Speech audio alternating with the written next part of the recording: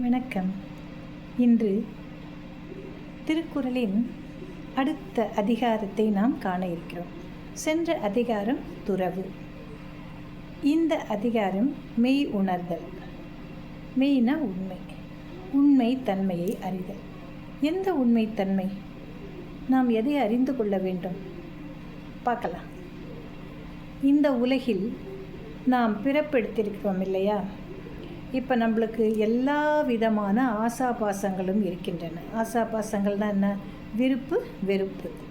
எல்லா பொருளின் மேலும் நமக்கு விருப்பமும் இருக்கிறது, சில பொருட்களின் மேல் விருப்பமும் இல்லை இல்லையா?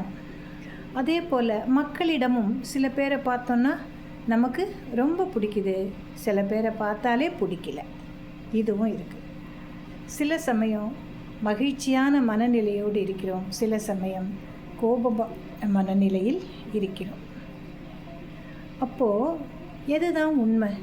நாம் யாராவது சிந்திச்சு பார்த்தோமா? இல்லை. கோபம் வந்தால் சத்தம் போடுவோம், சந்தோஷமாக இருந்தால் வாய் விட்டு சிரிப்போம். இதானே? இப்படி தானே நடக்குது. உலகியலில் எல்லா பொருள்களின் மேலும் எல்லாருக்கும் பற்று இருக்கும், நிச்சயமாக பற்று இருக்கும். பற்று இல்லைன்னா நம்மெல்லாம் துறவிகளாக ஆகிடும் இல்லையா? யாருமே துறவி கிடையாது. ஆனால் இந்த பிறப்பு எடுத்ததனால் நமக்கு துன்பங்கள் வருதுங்கிறது நமக்கு புரியும் இல்லையா? இப்போ மனுஷனாக இருக்கோம், நான் என்னுடைய குடும்பத்தை பார்க்கணும், குழந்தையை பார்க்கணும், மனைவி மக்களை பார்க்க வேண்டும், பெற்றோர்களை பார்க்க வேண்டும், அவர்களுக்குள்ள பணிவிடையை நாம் செய்ய வேண்டும். இதெல்லாம் பார்க்கும்பொழுது அது கடமை என்று நினைத்தால் கூட ஒரு சுமையாகத்தான் இருக்கிறது. ஆனால் நம்ம அதெல்லாம் யோசித்து பார்க்க மாட்டோம். உட்காந்து அதை பார்த்து ஐயோ இந்த பிறப்பு எடுத்ததுனால நம்மளுக்கு இத்தனை துன்பங்கள் வருகிறதுன்னு யாராவது நினச்சி பார்க்குறோமானா கண்டிப்பாக கிடையாது. ஏன்னா அந்த மனநிலை நம்மக்கிட்ட இல்லை. ஏன்னா இந்த குடும்பம் உறவுகள் எல்லாமே இந்த பாசப்பிணைப்போடு இருக்கிறது.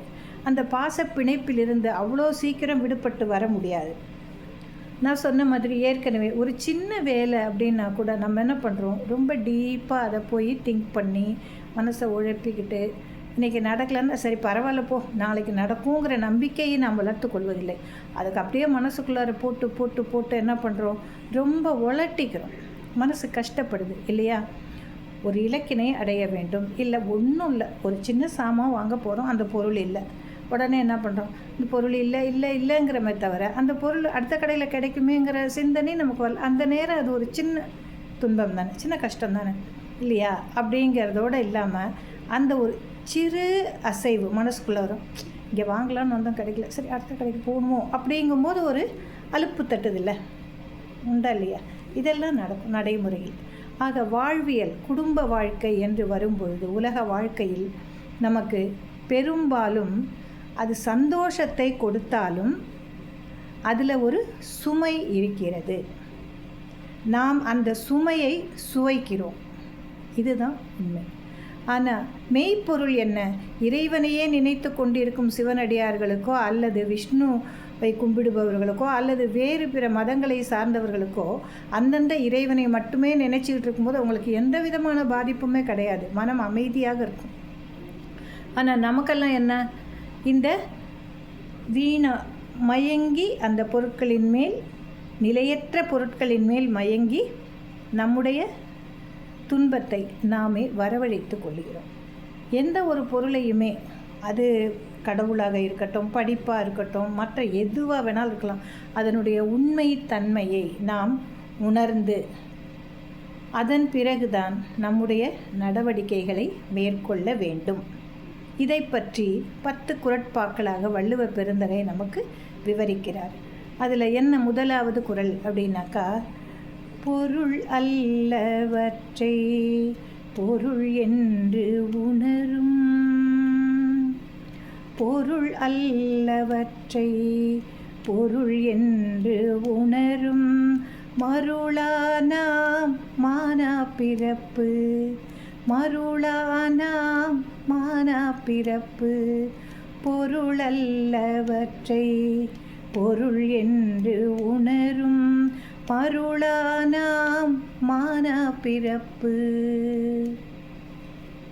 நாம் எடுத்திருக்கக்கூடிய இந்த பிறவி மானா பிறவி, மானா பிறப்பு அப்படின்னு வருது இல்லையா? என்ன அப்படின்னாக்கா மயக்க நிலை. மற்ற பொருட்கள், நிலையற்ற பொருட்கள் அனைத்தின் மேலும் நமக்கு மிகுந்த பற்று, ஆசை, விருப்பம், ஈடுபாடு எல்லாமே இருக்குது. அது நிலையில்லை என்று நமக்கு எட்டுவது இல்லை. நம் மூளைக்கு அது போகவே போகாது. இன்றைக்கி எனக்கு இந்த ட்ரெஸ்ஸு வேணும் அப்படின்னா அதை போட்டால் ஒரு சந்தோஷம். ஏன் அந்த ட்ரெஸ்ஸு நாளைக்கு போட்டால் ஆகாதா? ஆகாது. அது இல்லைன்னா என்ன பண்ணுறோம்? வருத்தப்படுறோம். இல்லை இன்னொரு பொருள் நம்ம வாங்குகிறோம், இந்த மாதமே நான் கார் வாங்கி ஆகணும், சரி அடுத்த தடவை வாங்குகிறேன், அடுத்த மாதம் இல்லை இன்னும் 2 நாள் கழிச்சு இல்லை 1 வாரம் கழிச்சு வாங்கலாமில்ல. இன்றைக்கே இன்றைக்கி அது கிடைக்கல, நான் கேட்ட அந்த பிராண்டு கிடைக்கல, இல்லைன்னா அந்த கலர் வரல, சார் நாளைக்கு வரும் அப்படின்ட்டானா போதும், நமக்கு அப்படியே அப்செட் ஆகி உட்காந்துருவோம், என்னமோ உலகமே இடிஞ்சு போன மாதிரி. அதெல்லாம் கிடையாது. இதெல்லாம் பொருள், நிலையில்லாத பொருட்கள் எல்லாமே. நம்மளையும் சேர்த்து தான் சொல்கிறோம். நம்முடைய உடல், உணர்வுகள், இன்பங்கள், துன்பங்கள், உறவுகள் எல்லாமே நிலையற்றவை கிடையாது. ஏற்கனவே எல்லா அதிகாரத்துலேயும் நம்ம பார்த்துட்டோம். இதுக்கு முன்னால் அதிகாரத்தில் 2 அதிகாரத்துலேயும் அதை பற்றி சொல்கிறாங்க. இருந்தாலும் நம்மளால் அதை புரிஞ்சுக்கிறதுங்கிறது முடியாத காரியம்தான். அதனால தான் இன்சிஸ்ட் பண்ணுறார், திரும்பி சொல்கிறார், ஜனங்களே நீங்கள் இன்னும் அறியாமல் இருக்கிறீர்கள். நிலையற்ற பொருட்களின் மேல் மயக்கம் கொண்டு உங்களுடைய இன்பங்களை தொலைத்து கொண்டிருக்கிறீர்கள். ஆனால் நம்ம விடுவோமா? இப்போ கார் வாங்கி வரணும்னு எனக்கு ஆசையாக இருந்தால் வள்ளுவர் சொல்லிட்டாரு, நான் கார் வாங்க மாட்டேன், சந்தோஷமாக இருக்கேன்னு சொல்லுவோம். அவன் கார் வச்சுருக்கான், நானும் வச்சுக்கணும். இதுதானே நம்மளுடைய எண்ணம். அவன் இந்த பிராண்டு வச்சுருக்கிறான் அப்படின்னா அடுத்த பிராண்ட், அதை விட கொஞ்சம் ஹையராக எது இருக்கோ அதை நான் வச்சுக்கணும் அப்படிங்கிற எண்ணம் நமக்கு வந்து கொண்டே இருக்குது. எல்லாருக்கும் இப்போ உட்காந்து ஆராய்ச்சி பண்ணி பார்த்தோன்னா நிலை இல்லாததுன்னு தெரிந்தாலும் கூட அந்த மனநிலைக்கு வருவது என்பது இயலாத காரியம். அதை தான் சொல்கிறார், பொருள் அல்லவற்றை பொருள் என்று உணரும். இதெல்லாம் நிலைக்காதுன்னு தெரிஞ்சு கூட இது மேலேயே நம்ம ஈடுபாடு கொண்டு அதுக்குள்ளேயே போய்கிட்டு இருக்கமே, அது ஒரு மயக்க நிலை தானே. அது ஒரு மயக்க நிலை, அதனை கொண்டது தான் இந்த பிறப்பு. ஆக எந்த ஒரு பொருளாக இருந்தாலும் அதனுடைய உண்மை நிலை என்ன என்பதை நாம் ஆராய்ந்து உணர வேண்டும். அதுதான் இந்த குறள் சொல்லும் கருத்து.